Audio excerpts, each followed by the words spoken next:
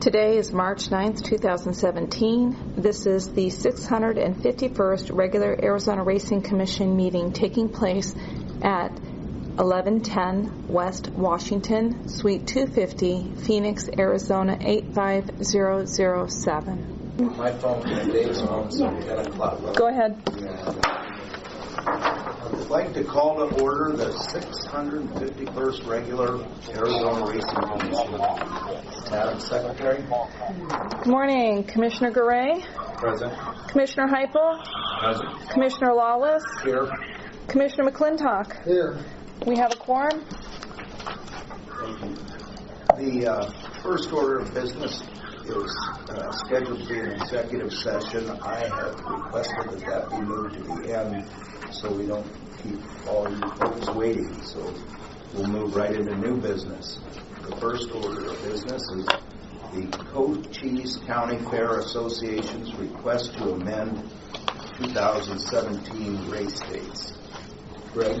Yeah, this is our ongoing saga with Cochise County. You may remember last commission meeting you guys approved the 4 dates at Turf Paradise to pay for the live meet of 2017.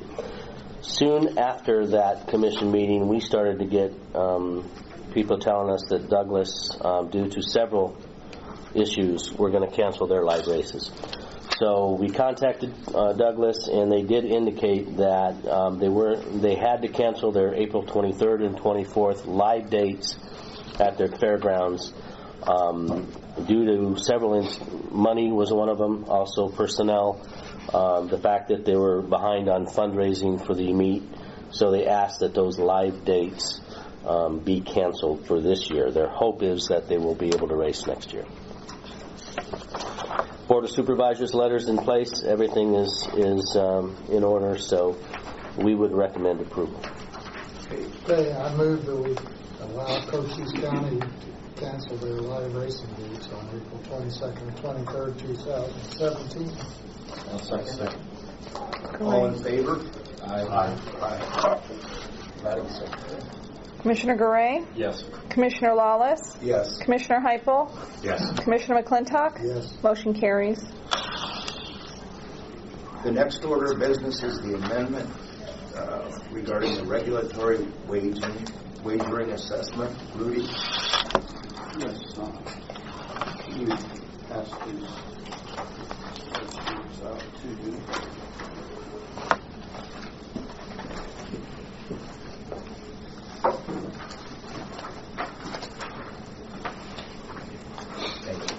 As the Commission is aware that from time to time the Division will review its financial status and make determinations whether or not the RWA percentage has to be increased or decreased.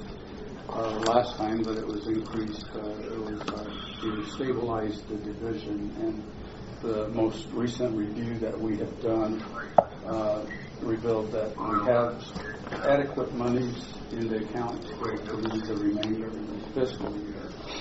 And as you can see on the spreadsheet, the top left was my original recommendation for RWA change. I was proposing that it be reduced April 1st to 0.75 through June 30th and raised back up to 0.85 in July through March. After some discussion with the committee, trying to work in good faith with them, I've come down to the next proposal, which is on the bottom left, extending the 0.75 for a 5-month period from May through September. And it reduces our reserve by $2,000, give or take.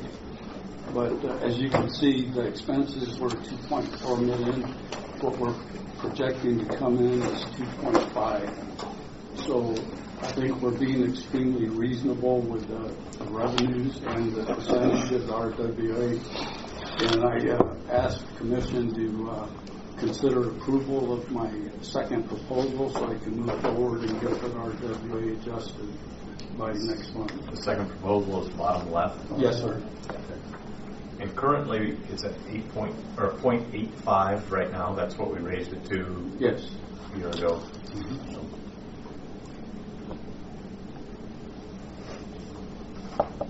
So you're recommending through the bottom left? Yes, sir. Yeah. May, June, July, August, September at 0.75. Any comments on the Horseman or the Turf Paradise? 0.85.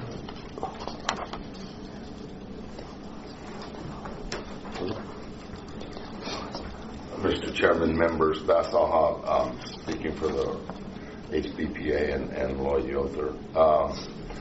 We are grateful there's a proposed reduction. However, we still think that it's not enough of a reduction, that we still need to begin to look at and plan for the right sizing of this program and its budget, given with what we've lost and what's left. I'm not a doom and gloom guy, but I can tell you that over the last 4 months, the conversations, the body language, what you see and hear from HPPA members, trainers, owners, jockeys, track owners, I don't speak for them, but is one of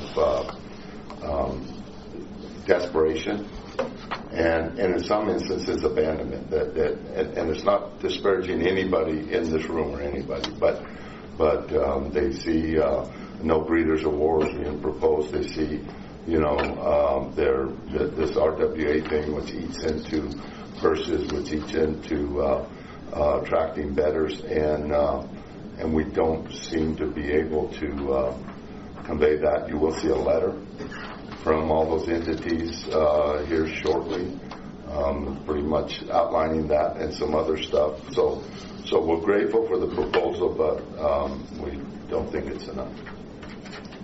All right, thanks, Pat. Dave, did you have any comments on the proposed? Okay.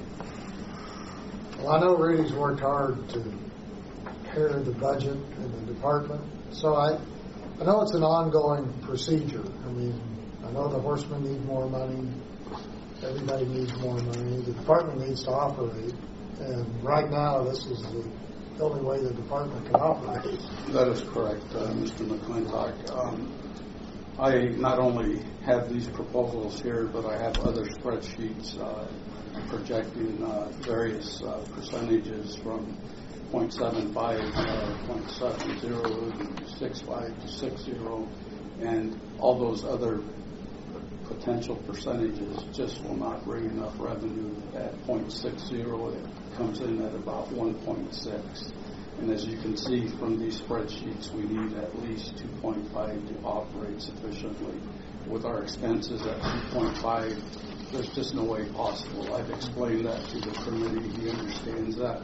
I understand his concerns also. But as I said, I'm trying to be extremely fair and reasonable with this. And as I told the committee, if there's no regulation, there's no horse racing. So, I fully get it and understand it, but I think you guys need to know what we're trying to do in the division to accommodate the industry and be fair with it. We're not trying to make a buck on this. Well, is there, in the budget, because of all the legal actions that are going on, is that currently an expense that if it eventually goes away, our expenses go down, or? Well, right now the litigation costs are being picked up by the risk management of the state. Right now, we're of the impression they're going to continue it quarter by quarter. We just don't know what's going to happen. There's a potential that if they stop paying and we have to pay for that litigation, there's a great potential we'll have to amend RWA once again. But I'm going at the lowest cost possible to get by. So, I've got people on contract. They're not full-time employees. Right now we only have 15 people assigned to the track that are full-time employees. That's a big reduction from the past of 43 employees. I've done everything possible to accommodate the industry, so I don't know what else I can tell you. No, and I think based on the information that we have available to us today, and I appreciate the fact that Rudy has tried to reduce the RWA, which is, what the industry is begging for. And, I think we should approve this proposal, the bottom left, and then have everybody keep working like they are now to come up with alternate sources of income, increased handle, different ways to make this more affordable for everyone. But I can sympathize with the horsemen because I know what they're going through. And anyway, basically what I'm trying to say is I move we approve the... I have one question for Rudy. With the consolidation of racing and gaming, can you give me just a ballpark of what our expenses have done, say, 2 years ago versus today?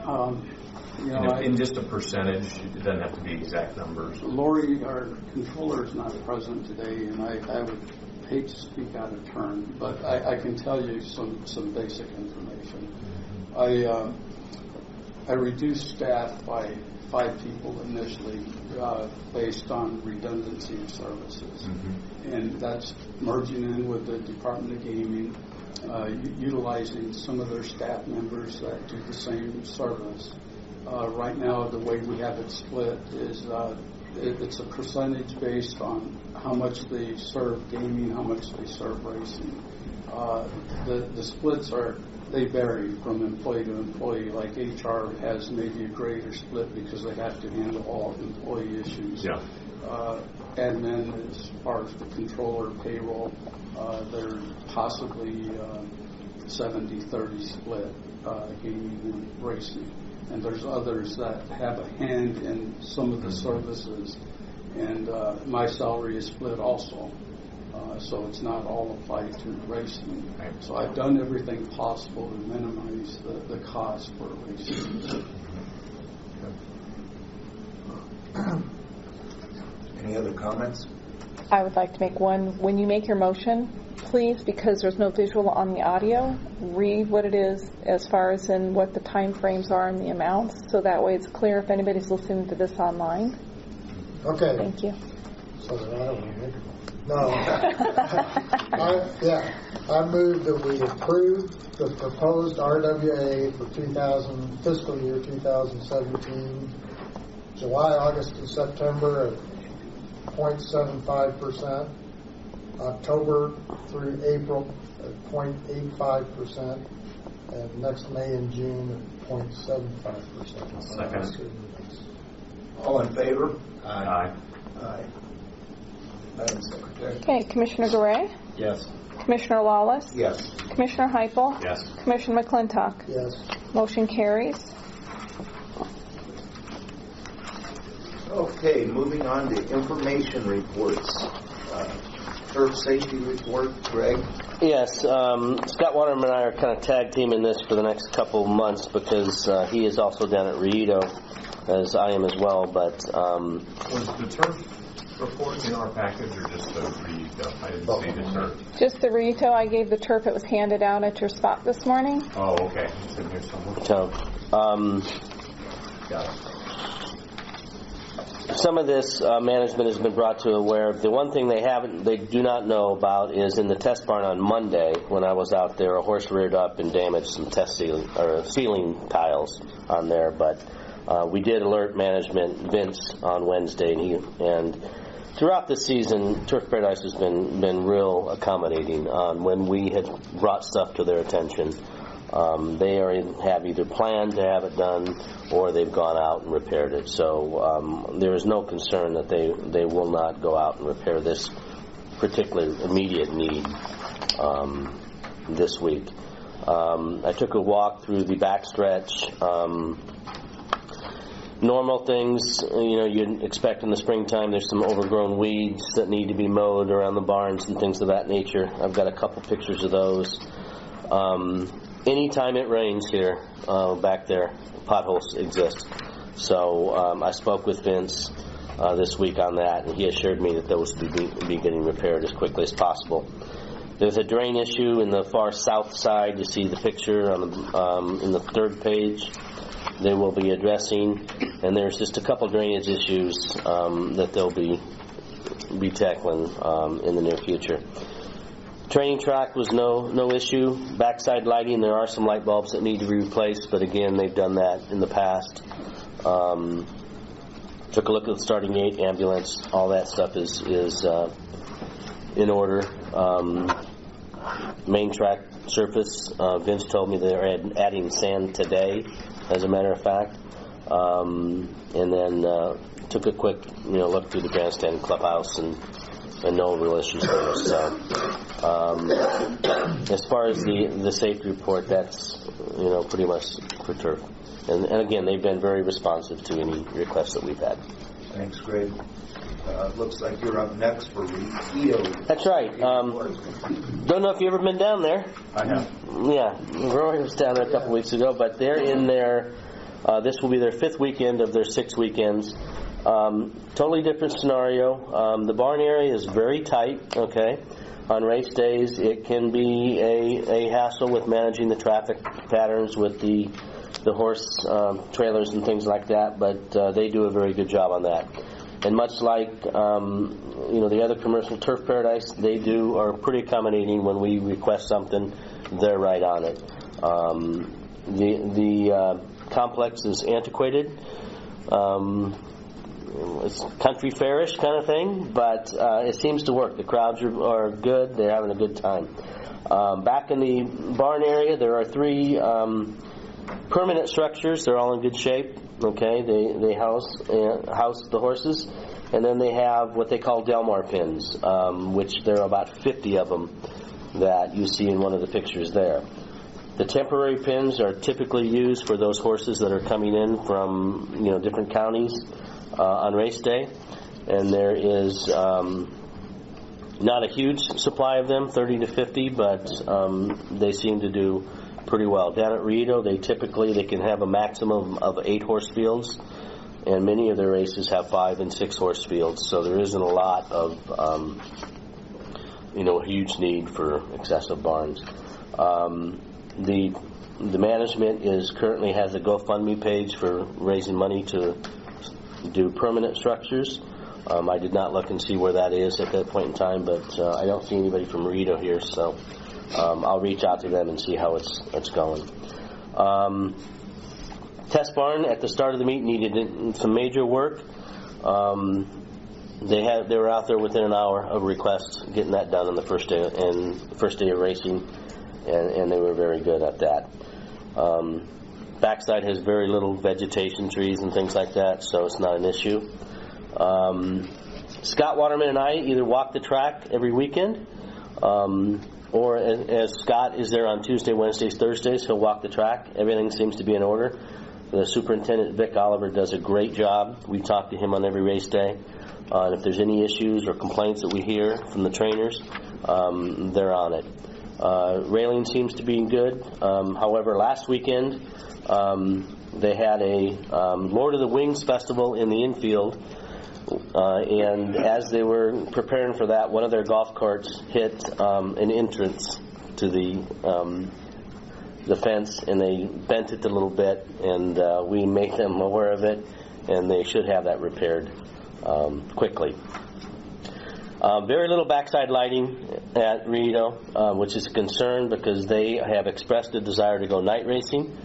We have spoken with them that currently there are no rules for night racing here in Arizona, so any talk of any type of nighttime racing would have to go through several hurdles before they would attempt that. So they did have a Friday night card that had a 2:30 post time. The last race ended at 5:30 and sunset was at 6:23, so there was adequate lighting for there. And that's kind of the guideline that I use for them. They have one more Friday night card, which is next weekend. They'll start at 2:30, and there was no issues at that point in time with them being done by that time. My concern was the horsemen back there having enough lighting when they're washing the horses and taking horses off the walkers and things like that. They have a washing station back there that's about, I think, 3 stalls. There was carpet down there. It's probably not the best of surface to have that because it remains wet, okay? A rubber mat or something like that's probably a better thing. Just on the other things, the starting gate was in good condition. You see a picture of the equine ambulance. Response vehicles are always there. We check every day before the races to make sure those are in order. There's no warning system like there is at Turf Paradise, but we have radio communication with outriders, EMTs, and things of that nature. Kind of old school. We have those old sirens that you see at football games. That if there was anything that a horse got loose, we would be, doing the siren, the horns, yeah. Mm-hmm. Paddock area, you see, it's always well groomed. They do a good job down there on that. The issue that I have, and I always have, is if you've been down there, the only thing separating the crowd is the chain link fence. Okay, and that is a concern to me every race day, because the crowd down there is family oriented, and there's a lot of 3 and 4 year olds that are peering up on the gates on the fence, and we've talked with that, and I would like to see something new go in there. But again, knowing that they just got their 5-year renewal, we'll tackle that as we go forward.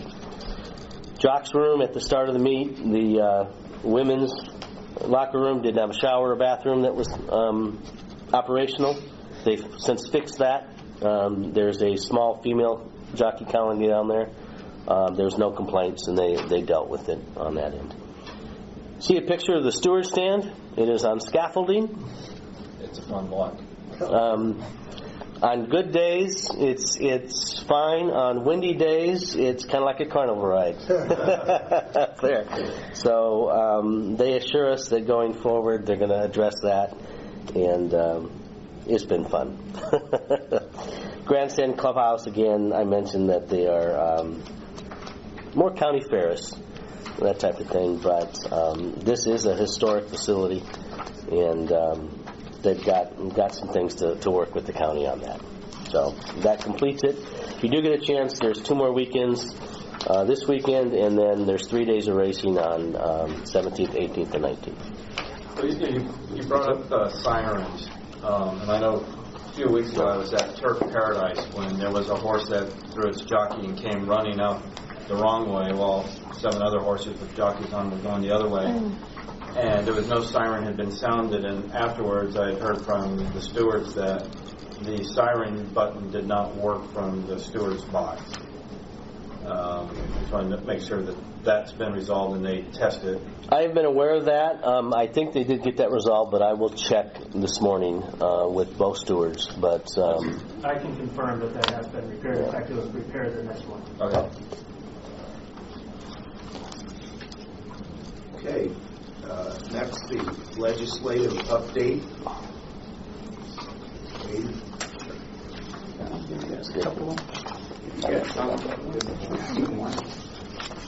Aiden's one with the Department of Gaming. I'm going to make this real short and sweet. There is only one bill still making its way through, and that's our 2358 conforming changes bill. It has moved through. It's sitting in committee of the whole in the Senate right now, so it's gone through original chamber, through the Senate, waiting for a final reading. Be happy to answer any questions if there are any. The rest of the bill is kind of through the process of attrition that I updated you last week on. That kind of fell by the wayside. There's some real big dates that come up, and if you don't move the bill by a certain time, they kind of die on their own accord. That's kind of what's happened in the case of several others that I updated you last month on. Thank you. Permittee reports, not to exceed 3 minutes. American Greyhound Racing. Not to report this month, but I might ask the Commission to recognize Bert Kruglich in the past 2 or 3 weeks ago. His many years of working with Racing. Yeah, I saw that in the paper. It was sad to hear about it. County fairs? Yes, Lloyd. No report. Rito? No report. Turf Paradise? The adjustment for Paradise. Okay, I'll put you on the public agenda. But we would just like to let everybody know we got a big event coming up Yes, Saturday. hold it. I'll put you on speakerphone. The funds that are raised from this event go to the Arizona Adopted Greyhound organization, as well as the Dutch Hound Rescue organization. So it's always a big event and always have pretty good crowds out there. So we'd like to make sure you guys know about it and welcome you if you would like to come out. That's this Saturday? Yes, sir. And just to reiterate what Ed just said, Mr. Kulik had served this commission for a very long time, very passionately, so we'd just like to reiterate what Ed said. Thanks, Dave.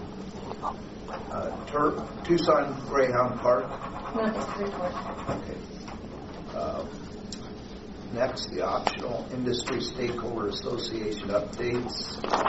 Arizona County Fair Racing Association. No report, sir. Arizona Greyhound Association. No report. Arizona Quarter Racing Association. No report. Arizona Thoroughbred Breeders Association.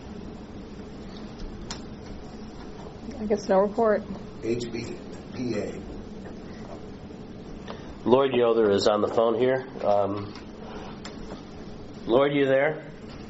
Yes, sir. All right, I'm going to put you up here, and you can talk to these four gentlemen here. Okay, thank you. Go ahead, Lloyd. Good morning, Mr. Chairman and commissioners. I'd like to address the situation with the Mercer County Turf Paradise and the IWA situation that we're in. And as I've spoken in the past of how critical that we are at this juncture, we're even more so today. As of March the 7th, our first account is $88,000. What does that mean? That means after we give those monies out on race days, we have to start borrowing money from Turf Paradise to continue the meet to fulfill our obligation to the horsemen that for the first accounts. And by the end of the meet, it looks like we're going to be close to $700,000 down, which means we can make some of that money up in the summer, but we usually make the money up in the summer on the OTBs. The simulcasting is that we use that money to go into the following year's meet to meet purchase. And with this RWA, it's quite a burden on the horsemen as well as management. But my concern is obviously the horsemen, and I don't know what we can do, but we're at a critical point that we need to get some kind of help for the horsemen, or I don't know what the outcome's going to be. I don't know where it goes from here. I'm kind of at my wit's end, so I don't know. I'll entertain any questions or any clarifications of anything, but what I'm saying to you is basically you heard we're at $88,000 as of the 7th of March. And we give away about $60,000 a day on race days. We'll make up some of that we'll make up some money the 2 dark days, but it won't be near enough to continue without having to go to the turf management and get them to fund the money until we can make this thing work. So hey, if you Lloyd, have any questions or comments, I'll be willing to listen to them. it's Jay McClintock. How much money do you usually take in during the summer? Do you have an idea what the average or the last couple of years have been? We usually go into the meet with about $2 million, I think it is, close to it for the coming week. That's what we make up over the summer. But going into this thing at a deficit, which we're anticipating to be around 700,000, we usually go in with 200,000-300,000 still to the good. Yeah, that's going to be my next This puts it in a hole. If you average it out, what we're down and what we would normally go into the meet, we're down $1 million going into the summer, or going into the next meet. Yeah, it seems like there's some solutions out there. I kind of feel like, personally, that horse racing's like a guy that's terminally ill, and they're working on a cure, but the question is, are we going to be able to live long enough to get to the cure? That's great. You know, I know there's a lot of stuff going on. I mean, we're sending a letter out, and I've got Pat Saha, maybe he might have a copy of that letter. We're sending a letter out to the legislature and to the governor's office stating where we're at and what's going on, and we need to not reduce. We have to find some way to eliminate, and that won't solve all our problems, to eliminate those RWAs. But without some help from somewhere, I don't see how we're going to be able to make it. I don't want to be totally negative about it, but that's reality. well, we'll do anything we could to help. I know there isn't a whole lot that the commission can do, I don't think, but I know there's work being done behind the scenes to try to come up with a different way to fund the department, and hopefully they'll understand the urgency. Well, I've been on the phone since the meeting started, but the only thing I heard was Mr. Giles when he was talking about the Douglas County Fair Day. So I don't know where he's at, and I didn't mean to interrupt the meeting, but I wanted to get this out to you guys, just stating the facts of where we're at, and we need to find some kind of means to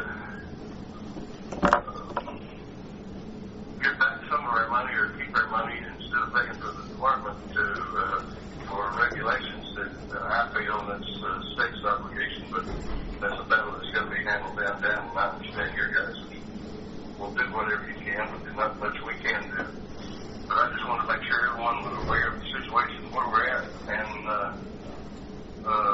what the circumstances might be. I know. I think we all understand, and like I said, hopefully somebody will come up with a cure before it's too late. A couple of months ago, I think Turf had a report that showed I thought it was like $90 million or something that has contributed to the economy because of Turf Paradise. Maybe the folks down the way really understand that if we lose horse racing, there's a lot of money that goes away. And, I'm sure there's even more than just that money with all the feed, everything everyone buys. It's a big contributor. So do they down there really understand what they would lose, what our economy would lose if we lost horse racing? Well, they're about to get a letter and you'll get copies. Okay. If they don't understand, it will be pretty clear. I think. Yeah. Perfect. Well, Lloyd, thanks for calling. I mean, we're all aware of the problem, and okay, well, hopefully we can get something done, and a good start would be getting rid of the RWA and kind of giving us extra breath of air to maybe make it. So anyway, I appreciate it. I hope I didn't interrupt your meeting too bad, but I felt it was necessary that I talk to you guys, so Yeah. I'll be back in town for it. all right, No problem, thanks. Lloyd. Thank If you. anybody needs anything, reach me on the phone, or I'll be back in town next week. Okay. Thanks, Lloyd. Thanks. Hey, thank you, guys. Okay. Bye. I think I know the answer to the next question. Shocky's Hill? No report? No report, sir. Okay. Next is summary of current events affecting the Arizona Racing Commission. Rudy? Nothing new outside of the RWA issue, which Okay. is taken care of. Thank you. Okay. Any matters? Any commissioners or anybody wants placed on the future agenda? Something I would probably like to have eventually discussed, or I guess the department can start discussing amongst themselves, is, we have the safety of all participants under us, and the jockeys or anyone that's riding a horse out at the track is definitely somebody that's a participant in some way, shape, or form. And I think they should all be required to be wearing a helmet and a vest if they're on a horse. I don't care if they're an outrider or anything. They should all be wearing that. So I'd like to see if there's something we could do to look at eventually implementing that, and also maybe going to the same rules I think California has with regarding the whips.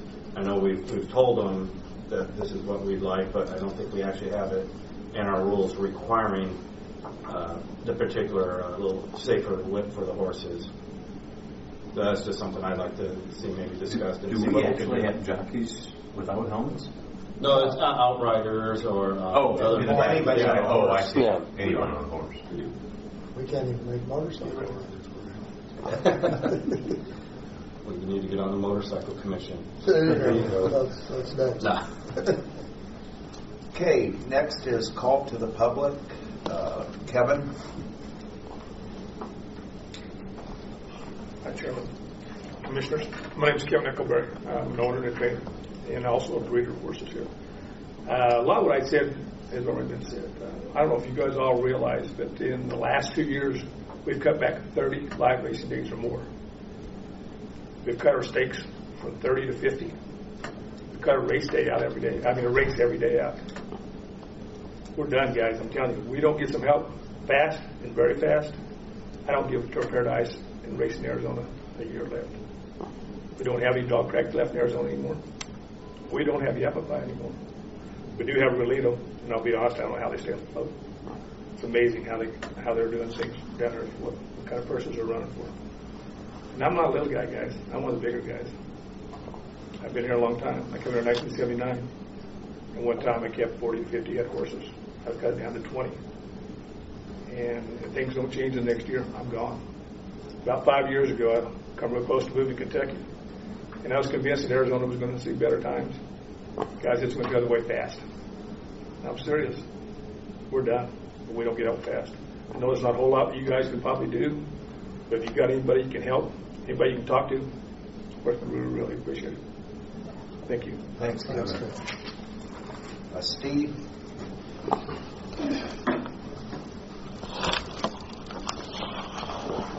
Hi, Steve Nolan, also a licensee for numerous years in Arizona.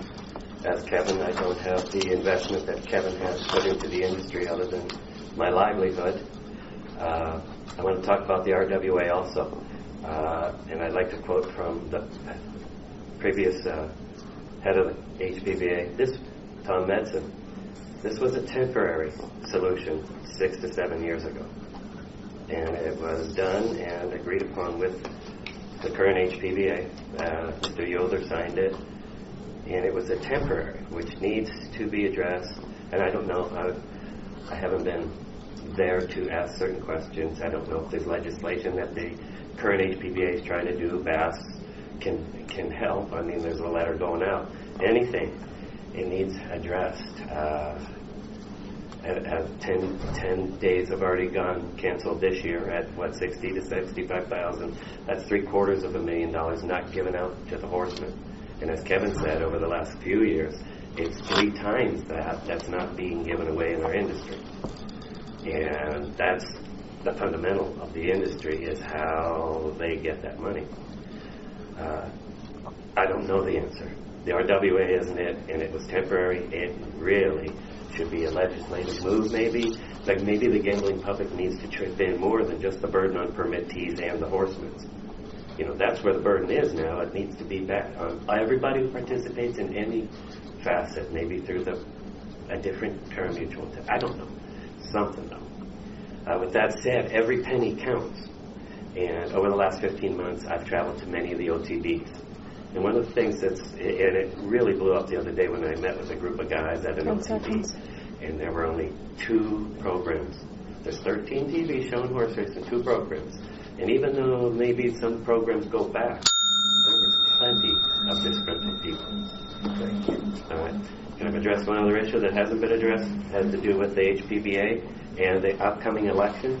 They have an election for a new board. 2 minutes. You've exceeded your time. Then I should do, okay, thank you. Cascade Flip Void on here, I assume that was... Yes, sir. That was, yeah. Okay. The next regular Arizona Racing Commission meeting is scheduled for Thursday, April 13th at 10 a.m. in this room. I guess, would we adjourn the regular meeting or No, go sir. into executive? Okay. No, somebody need to vote to go into executive session, and then we would proceed in that direction. I move that we go into executive session to seek counsel from our counselors. Second. All in favor? Aye. Aye. Okay, the first open session is ended at 10:40 a.m. We're back on the record. It's 10:49 a.m. and I'm going to do a roll call. Commissioner Garay. Present. Commissioner Heupel. Present. Commissioner Lawless. Here. Commissioner McClintock. Thank you, gentlemen. You want a motion to? I do. I'd like to make a motion to adjourn. Second. All in favor? Aye. Aye. Okay, this meeting is concluded at 10:49 a.m. Thank you. A.m. Thank you. A.m. Thank you. A.m. Thank you. A.m. Thank you. A.m. Thank you. A.m. Thank you. A.m. Thank you. A.m. Thank you.